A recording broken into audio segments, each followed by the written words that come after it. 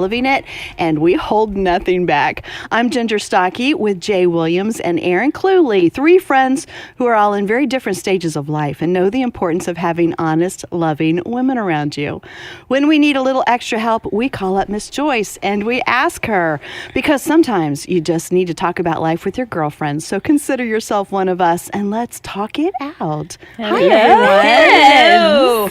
I must admit, I was a little let down that you didn't say gorgeous. Like last week, you called me gorgeous. I know. And I you know. are still, What you you are trying to still say? gorgeous. What you trying to say? You are absolutely still gorgeous. Okay. But not enough to say in words today. I got it. Clear. So, true story, my husband tells me quite often that I look nice or that I'm beautiful. And this sounds like a whiner. But after a while, you're like, if you say it all the time, I don't believe it anymore. Yeah. Especially if he doesn't look You up. know, when you have the flu and you say, oh, you look so beautiful, you're like, okay, no. Yeah, you're lying. I know better. Yeah. So I'm not going to say hello, gorgeous every week. Okay. Maybe 3 out of 4. Yeah, I appreciate the clarification because I was feeling a little ugly today. Then Hey, did you get your eyebrows done? I did not, but I used a different pencil. I like You know them. how I see said you. I like a strong brow. You did. Before, so yeah. I like us. Especially when you do that actually, to me. it was an accident. It's the wrong pencil, but You made it work. I said, like well, them. we're just gonna color in now. You make it work. It was a Sharpie. No. You're looking gorgeous. Oh, thank you, darling. So are you. And we are thrilled to have a guest with us today. We are a big fan of Annie F. Downs. Oh, yeah. I sat there so quietly. I had so many thoughts about the eyebrow pencil. But then they're like, who's that voice? We don't know that voice at all. But they look very good. Thank you. And your ability to make this sound like a Sharpie Did is you like spot that? on. Yeah. That's impressive, right? Yes. I like the way you had a Sharpie in each hand when you did the Yeah, eyebrows. It yeah. wasn't just I wish one. you was Right. Fishing with her pencil drawing. Yeah, That's you gotta right. take the most of the time. You know, That's just right. get them done. That's right. Well, if you're not already a friend of Annie's, you will be by the time we are done today because she is a best-selling author. She has a wonderful podcast that you need to check out because Annie and her friends talk about great topics, and it's just a lot of fun. And that's exactly Should be. That why sounds it's fun titled what podcast. it is. That's right. That's right. That sounds fun. So we invited Annie to be here with us today, partially because we're going to be spending some more time together. You're going to Yes. join us at the Love Life Women's Conferences this year. Yes, I can't wait. I'm so excited. Hometown of Atlanta, so that's really fun. Yeah. To get to be there with all my people. And then in Denver as well. So you better get your tickets now because Annie will be selling it out with her family. That's right. That's exactly right. That's 100% true. That's awesome. Well, we have had a lot of people making comments on the podcast that they love being part of group, they love listening, and they would love to hear more about being a single woman in the world today. Yeah. And one of many, many things that Annie is a single woman. That's true. So Today. you feel like right. representing. I am unmarried today, so I will represent that demographic for today. I don't know what tomorrow holds, but today Today you own that. unmarried. Yeah, that's right.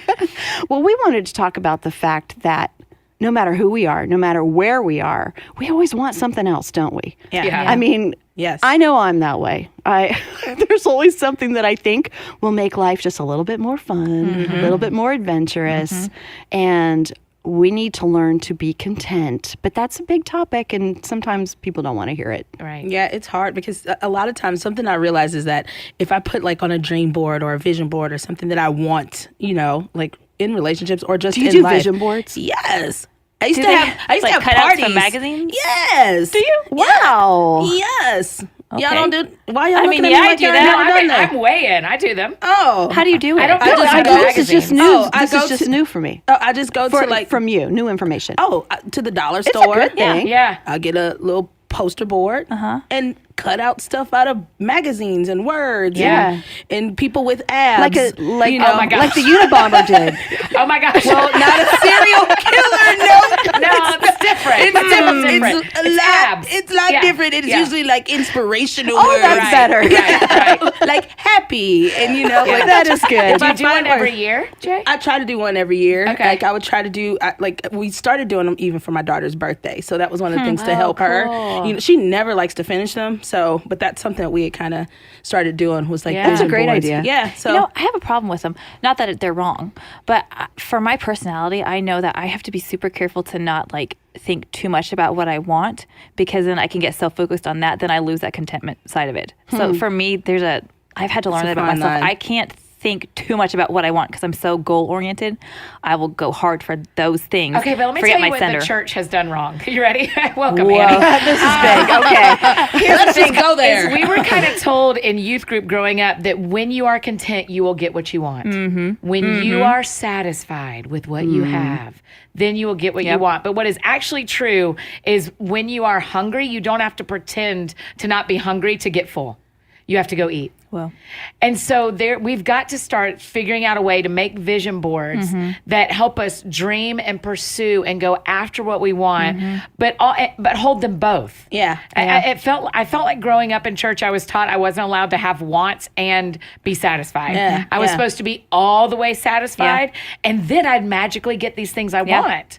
And that just was never true. Yeah. It was never true. And I felt the same way, but then I also then leaned on the scripture of like, where there's no vision, that people perish, Yeah. And so I'm Yeah. always like, if I know that I want to do something, a lot of times I can get so inundated with things that I'm doing for other people, whether that be in ministry or work, that sometimes I do lose focus of me. I lose focus of, the things that, I've talked about this on the podcast before, so I could be working, and even forget to eat, Yeah. So I do get content. My stomach like, "Rrr," and I'm like, oh, forget it, Right. keep moving. And so sometimes I need that visual just to remind me like, hey, you have to prioritize yourself too. So I do like to have, like just something to look forward to sometimes. And then the thing that I really had to work on is not punishing myself when I don't necessarily get all that stuff. Yeah. Yeah. Because I still don't have abs, but it's a cool thing to like, I wish I had them. Does that make really sense? good. I don't know Absolutely. where I was going with that because we went somewhere else, but it's all good. But No, I think you make a really good point that we really all need something different in our lives to focus us, to learn how to have goals and be content, and to be able to do them both. Yeah. Right. That's a really good That's point. the thing is how can you hold, I have more than I deserve, and there are things I want I do not have. Right. Both of those are always true. And we get to help our friends in our real lives, and they're listening, our friends figure out what it looks like to hold both of those. Yeah. I think I just had a revelation about my whole life just now while y'all were talking. Okay. really, Wow. do share. I don't know. Nice. Maybe I should make you wait like to the next 10 minutes. Why? And then Whole share it revelation. later? I'd like tease a little bit. I think you should. Let's take a teaser and we'll be back with you. Yeah, it's like Everything there you that go. you have Hold whole on. I can have vision. I love vision for other people. I like to think of vision for what I want here at work and what I think we can do for my family. But to do it for myself feels almost selfish to me, because I think it's a lot of what you're saying, Annie, is that's too much about, that's not the way that it's supposed to be. I need to be very happy with what I have right now. So I shouldn't think that much about myself.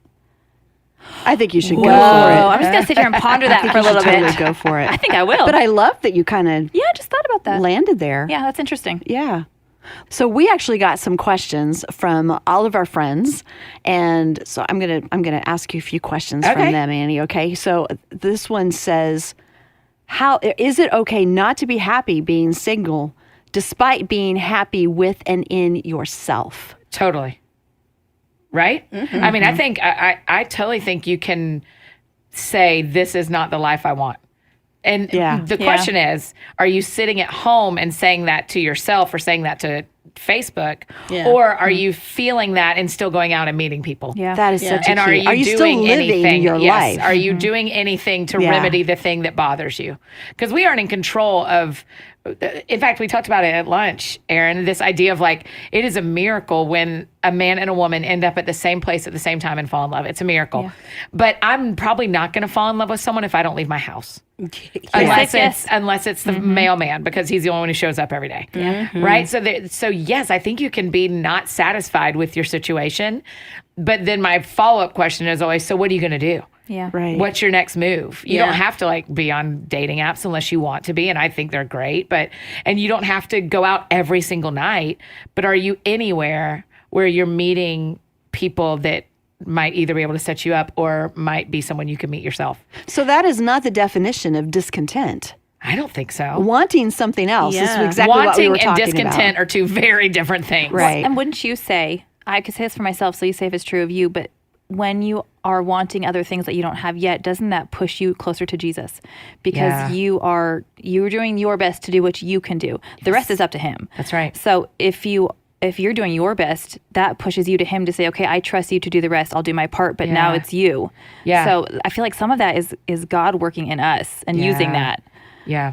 It's that balance of like trusting that God knows what we don't know. Yeah. And he protects us from relationships in work and in personal life that are not right for us, but also not expecting God to have someone delivered to your front door. Like it's a teamwork, right? It's teamwork. It's God doing what only God can do. Yeah. But then Annie has to be involved too. Right.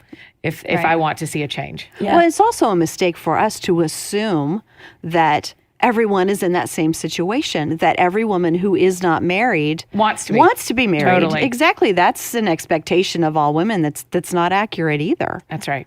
And if we delight ourselves in the Lord, he will give us the desires of our heart. Yeah. And I don't think that means we get every little thing we want. I think that means when our focus is on him, he changes our heart to want those things that fit into his plan for our that's life. right. To match That's his desires. And so it can be a long process. Sometimes we don't always get all those things Yeah. in our timing either. What I can know is God's promise for me is Psalm 37:4, that he will give me the desires of my heart. He has not promised me a husband and children. Those are desires of mine. But that's not the promise. Right. The promise is he'll give me what my heart will desire. And so I have to check in and listen to and be like, well, actually, what am I desiring? Yeah. I'm desiring to do what God has for my life. Oh, that may be good. different. Yeah. You know, I think sometimes we accidentally call things promises from God that aren't actually promises from God. And we like to makes say us that feel here. better. Yeah, because we go does. like, Yeah. oh yeah, he promised me A, B, and C. And it's like, Yeah, it wasn't that specific. that's not what the scripture says. Sorry. And Let's go back to the Bible. You know what? I was thinking about, I have several friends who are either single or divorced, and that just brings up, and so a couple of them are super, super Christians that are, like what you said about, Really good ones, like yeah. just Jesus, I'm just focused on Jesus. And, Yeah. and like, but you boring. Like, you're not doing anything with your life. And so what I Right. hear you saying is, trusting God in the process, being content where Yeah. you are, but still living Yes. life. And then another thing you said about the apps, and Yeah. also adjusting to time, Yes. adjusting to That's the so good, time, Jay. because a lot of people that are out there that are single are just like, oh no, I'm not using no apps, or I'm not getting on no, online or anything, but adjusting to the times. If you're not out there and doing things, there might be other ways that you can meet people. So I love the fact that you brought that up. Like, if that's not your thing, Yep. don't do it, but don't knock it if you don't. But here's the other thing about apps, ladies. Let me give you a Tell us about it. Please Annie. tell us, 'cause I don't know nothing about them. Here is the thing. When you are at church, let's use church as an example. You're at church and you meet a man that is in your age bracket, that is someone you'd be attracted to, and y'all hang out in a group. You don't totally know the intentions unless he says, or one of you says, hey, let's go on a date. Let's do. But on the apps, everybody knows why you're there. Yeah. You're there because you want to meet someone. Yeah. Now, some of them are better than others, but you can know the intention from the get-go. Sure, you're going to end up being friends, but the reason you're there and the reason I'm there is we're looking for a relationship. Does it take some pressure off? Yeah, as long it as just you're makes on it- the it makes right it app. real Right. You intentional. don't want to get on the wrong app because then you know what they want to. That's right. That's it. It's some bad apps out there. That's right. There's different ones Be that careful are better with than your others. app. Yeah. Today's takeaway from Ginger. That's right. Thank you, Ginger. But yeah, I mean, it's exactly what you said, Aaron, Yeah. of like, it takes off a little bit of the pressure because you aren't doing that. What are we doing here? Yeah. Like, I think, what does this mean? You aren't like reading the tea leaves of the Yeah. dating relationship. You're like, oh no, I met him on an app where we are looking for a partner. Yeah. Yeah. And so it just makes, I'm 2 thumbs up for Christians using dating apps. So, how are you staying content in this season, and what do you focus on in this season of singleness? Yeah, for starters, it's a season. And so there are things I can do right now that I will not be able to do when I'm married with kids. And so part of it is listing. I mean, I actually keep a list of things I get to do right now that I will not get to do when I'm married with kids. There are things that I will lose. If you, not you, I won't speak about any of you guys. I probably have often thought when I get married, then I get everything. I never think about what you lose. And as I have grown in myself and in my faith, it has felt like the Lord's been like, hey, remember, once you're married, travel changes. Hey, once you're married, how you spend your money changes. Once you're married, even your relationship with God shifts. Because I remember so clearly one time, y'all, I was seeing somebody and I was getting ready in the morning and in my house, and he was not there. And I was blow drying my hair, and I felt the Lord say, if this is the right guy, you and I change forever. Wow. And it stopped me in my tracks. Yeah. And I thought, what do I want to say to God today when it is just me and him? Now, spoiler alert, I didn't marry that guy, but it has given me this perspective. Contentment is a weird word for me too, probably because of some of the teenage grown up in the 90s and 2000s that the three of us have talked about. So contentment's a weird word for me, but what is very true is I am eyes wide open to the gifts of this season of my life that I will trade for different gifts when I'm married with kids. Trade's a great word. Yeah. So I lose things and I gain things. And I am so thankful for what I have right now that is unique to this season of my life. I don't know if you knew this. These two ladies know that I'm a listener of your podcast. Thank you, Erin. So anyways, I've heard you talk about how in the season of life that you're in, so you are very intentional with the friendships that you have, and you're a part of other families' lives. Oh my gosh, yes. And you have all these other kids that you are. Yes, I call them my mini BFFs. Right? All my What do friends' they call kids. you? They call me Crazy Annie. I just love it. And that's so funny. Like, not That's the best Annie, name ever. it's Crazy Annie.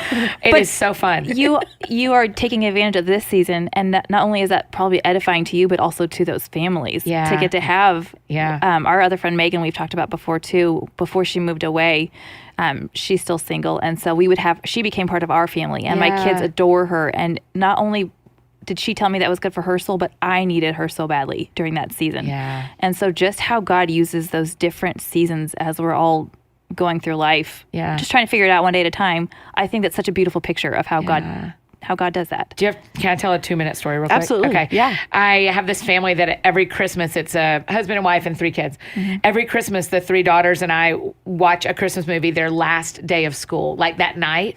And we've done it 8 years now. And we wear footy pajamas and we eat dinner and we watch a Christmas movie. And 2 years ago, the middle daughter, we finished watching the movie. We're all piled on the couch. We take the same picture every year. You know how it goes. And the middle daughter's relaxed. And she's like, I hope you never get married. And I was like, get behind me, Satan. I was like, what are you saying? I kind of paused, and the mom's mortified. And I'm like, and Sadie lets me tell the story. I'm like, Sadie, why would you say that? And she said, I think when you get married, you won't come over as much anymore. And it gave me this moment of going oh yeah, I get to be in kids' lives. I'm going to cry saying this, y'all. I get to be in I didn't know when my best friends had kids that they were giving me new best friends. Yeah. Yeah. I had no idea. But they have. And my calendar allows me to be in a lot of families' lives. And that will change.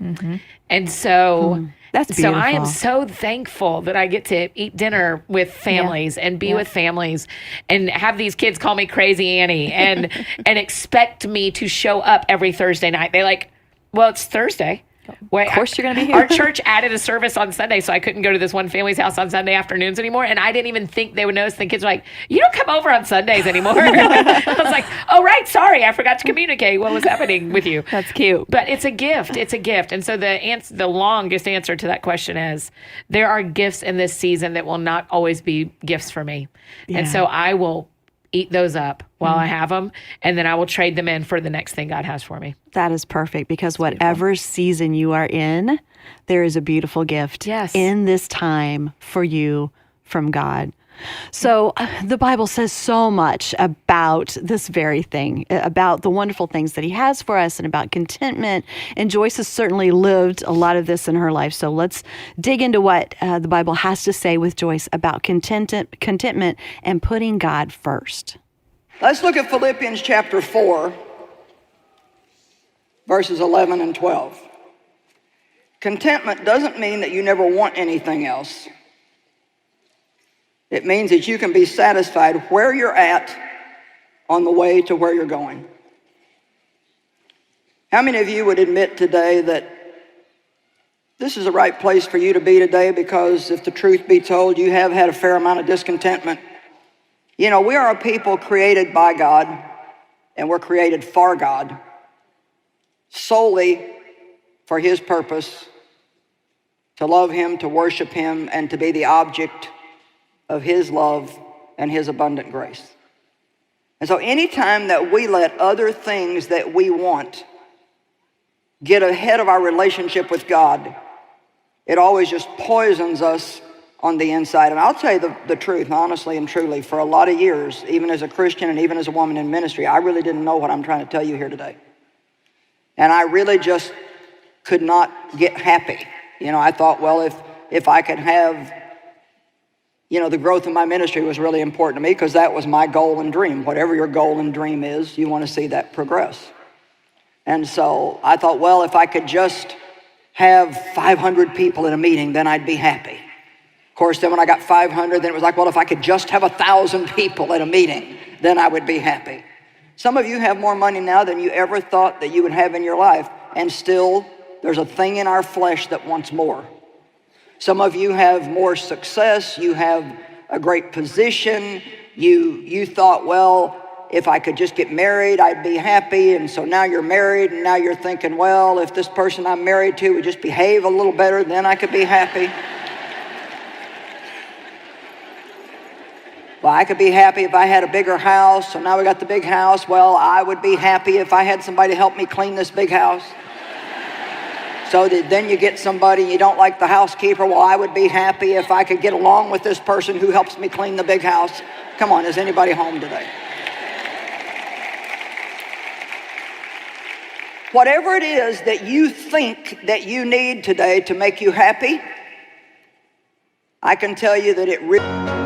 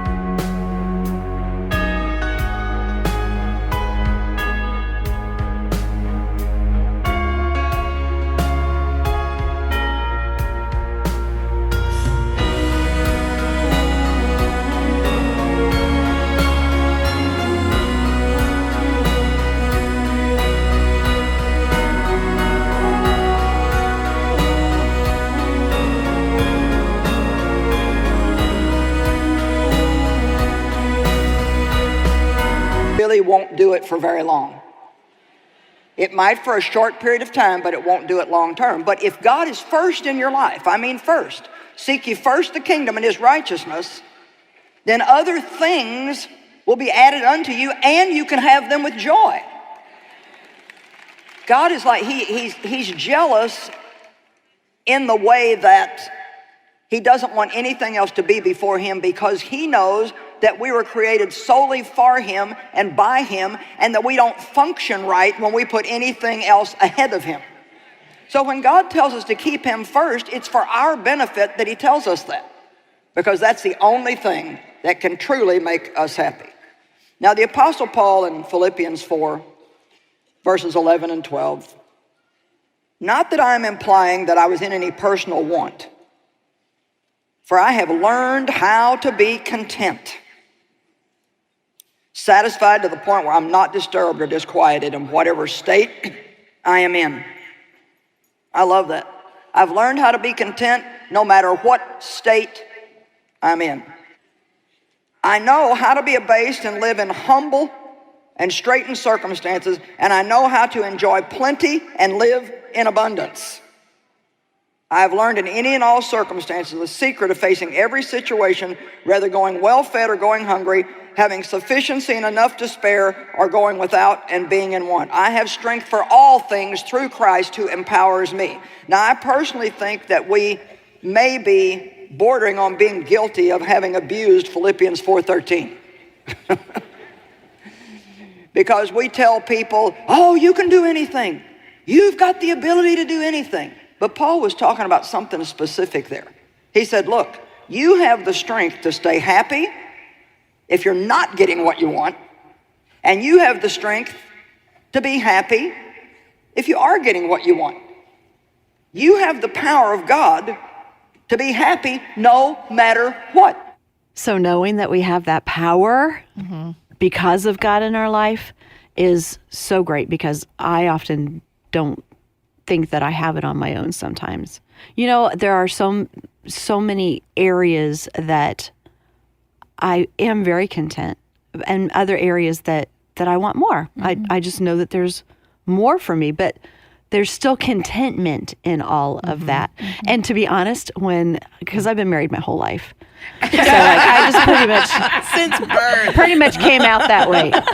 And so I am one of those people. I was very driven. I did not want to get married. I got married with the That's so understanding. annoying. I know, and it's okay to say that. I'm just I love kidding. that. I love that about you. I got married with my husband with the agreement that we would not have kids. Oh, wow. And it wasn't because I love children so much. It wasn't because I didn't love children. It was because I wanted to sow into other children in the world. You know, it's one of those Christian things that you're talking about. Yeah. Was that there are so many hurting children all over the world, and I want to go. And I meant that with all my heart. So anyway, I wasn't going to get married. I wasn't going to have any kids. And so then when God put this man in my life that I loved, and after we had been, dating for many years, it was like, it wasn't many years. It was just through college, but Yeah, So that's many, wild. many. but then you're like, okay, I mean, when you're 21, that's a fourth of your life. exactly, So, exactly. yeah. And so then it's, all right, how am I content? Is my contentment going to come from what I thought my dreams always were? Do I leave this person now?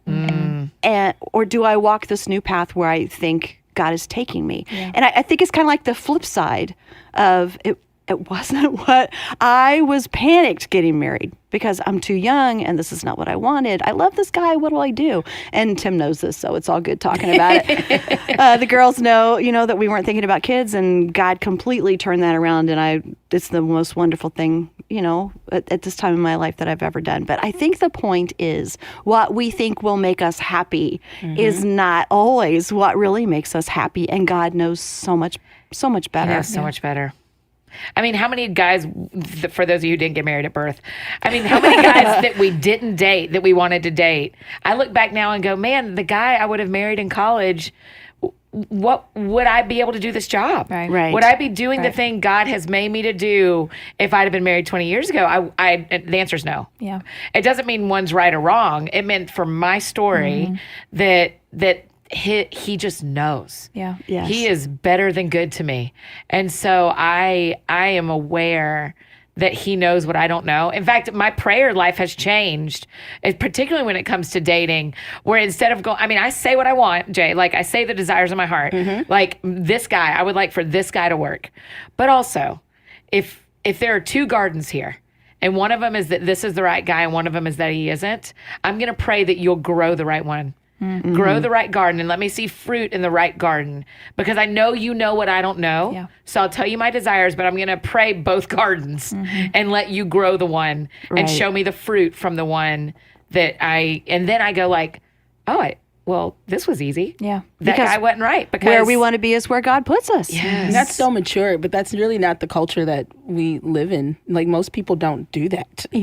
Most people I've been think, single a long time, sister. I've had a lot of practice. And so I'm saying, Yeah. a lot of people today, I counsel so many girls and help them so much, like with, this guy, he's really not a Christian. He doesn't really go to church and he doesn't do this, but I believe he's going to start coming to church with me and Girl, he's going to I've done start, it. he's Yep. going to start getting better. And it's like, well, what do you...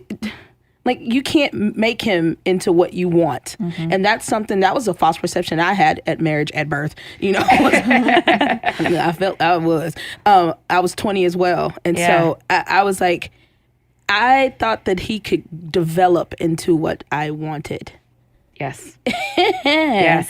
No. Yeah. Date the guy that you think he can become. Yeah, Nope. that's word of wisdom. It's not fair to them. Yeah. It's not fair to even you. That's right. And so the red flags that you see when you first see it, or when you're dating, take those as a heed. Like heed the warnings to say like, okay, well maybe that's not the good fruit. That's not good fruit for me. But don't be one of those people that are like so big on just wanting something. You just want to be married that you'll settle and not take the time to pray and ask God exactly what you said, Annie, for the about right garden, for the right garden, the right fruit. Settling is such a funny thing too, right? Because let's go back to our teenage growing ups of don't settle for the wrong guy, don't settle for the wrong guy. I think where we have to handle that really carefully is what really matters. Well, his faith really matters. Because who do you want to be parenting children with if you're going to have children? So his faith really matters. To me, there's other things that matter. His job matters. There is one. It matters that he has a job. But then you meet someone who is a different, comes from a different background as you, or a different race, or has grown up differently than you, or for me is a Florida Gator. I can't. That feels like settling. line is drawn. Right? And then you also need that community in your life going like, hey, it's not settling if he's different than you thought you were expecting. Yeah. Settling is, we need to use that word on the things that cannot change. Yeah. For faith people, a faith spouse. I had a non-Christian friend, Jay. A guy say to me, please marry a Christian. And I was like, yeah, planning on it. Like, that's my plan. And he had been a non-Christian who married a Christian, and they had divorced. And he said, it wasn't that we didn't love each other. It's that we always used a different map of how we wanted our lives to go. That's huge. And that was huge to me. So there are things that would be settling, but man, be open that he may have a different job than you think he's going to have. He may be a different age that you think he's going to be. He may be from a different background. There can be differences that are not settling. And we need to give ourselves permission to like, oh, it isn't settling if my friend picks someone from a different church or a Florida Gator, as my problem would be. As a Georgia Bulldog, that's hard for me. And set realistic standards too. Yeah. I have some guy friends too that aren't even cute and want Beyonce looking girls. Listen, let's me lean forward into my microphone. I need you to be Denzel then, because you're not. Listen, Michael B. Jordan or somebody. I'm like, you can be picky if you want to be alone. Right. But looking like Shrek, but you want Beyonce. My bad. Thank you. I mean, can I get a witness? That is the truth.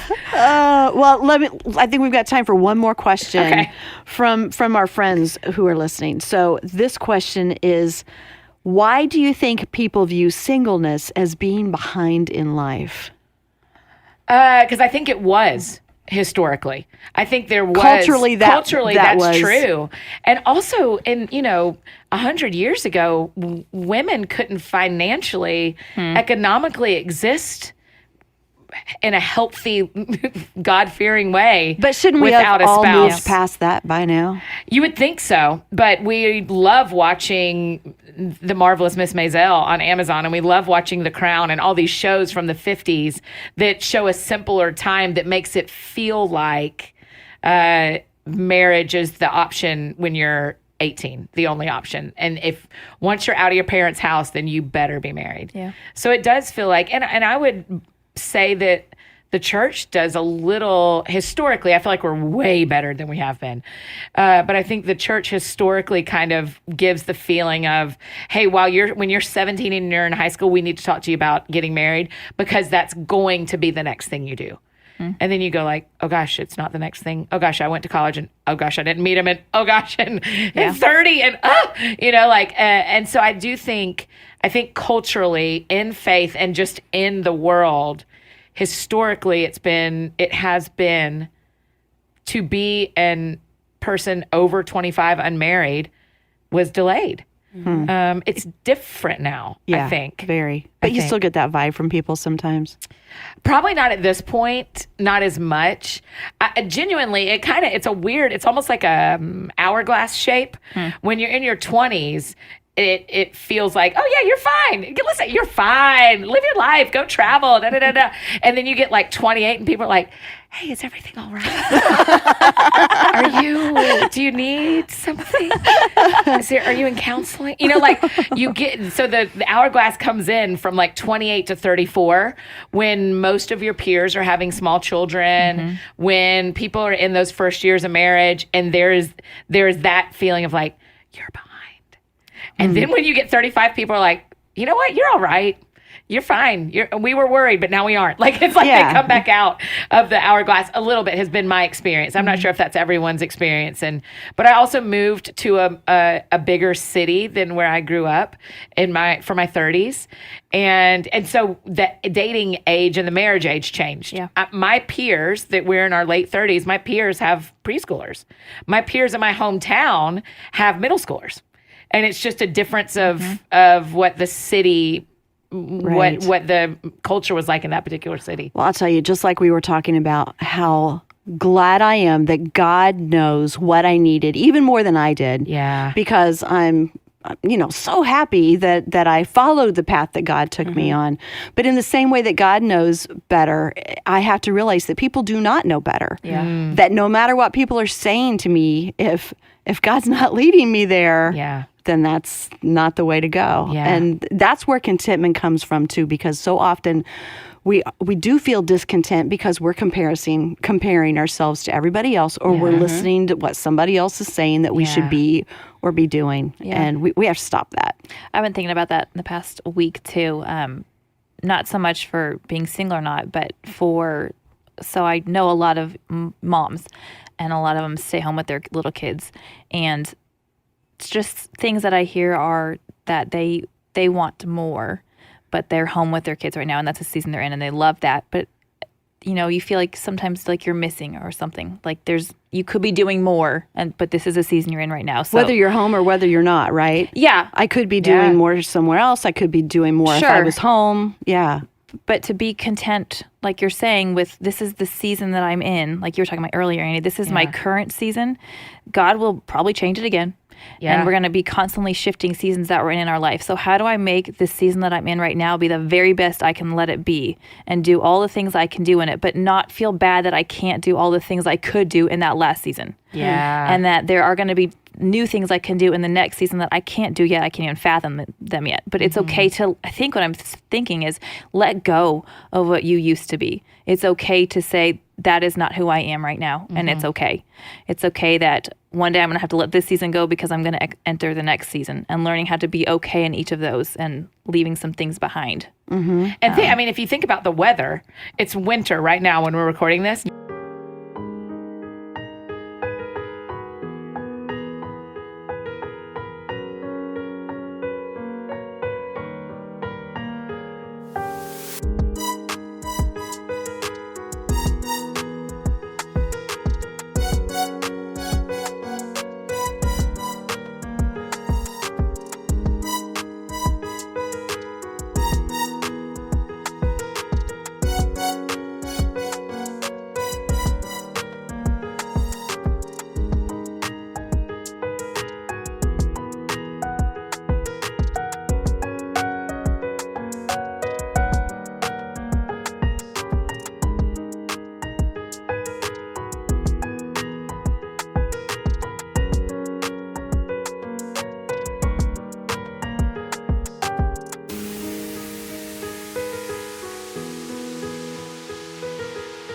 Yeah. If I'd have shown up in t-shirt and shorts and just been like, but I love wearing t-shirt and shorts, you're like, that doesn't match the season. You're so ridiculous. You're ridiculous, Annie. You're freezing. I mean, there just is this, the nature models for us what we can do in relationship and spiritually too, of like, it is right and appropriate for me to wear a coat today. Now in July, it's not. Right. And so I need to pay attention to the season because it tells me how to dress and what to do. And so for our friends who are stay-at-home moms right now, pay attention to your season. Yeah. Wear what you should wear. Yeah. You can wear sweatpants every day. I Do wish it. I lived a life. Yeah, I would love that. And at some point when I get to do that, I will miss getting on airplanes a couple Right. of times a month. Right. You will always miss a season you used to be in, but you can also always find something you love about the season that Yeah. you're in if you are looking for it. Yeah. Because you're right, it always changes. Spring will come and summer will come and we will wear shorts again and we will wish it was cold one day. It's just the Yeah. way we are as humans. That's true. That's very true. Annie, thank you. Thank you guys so much for having me. I'm We've really loved it. grateful. We've loved it. And we just want to remind everybody that we have a free resource for you. So if you would like to check that out, it's called Consistently Content. It is at joycemeyer.org/talkitout. And it is a free download. So go there and get that. Also, when you're on social media, use the hashtag #TalkItOutGirls, and we'll all just keep sharing what we're thinking about this and keep digging.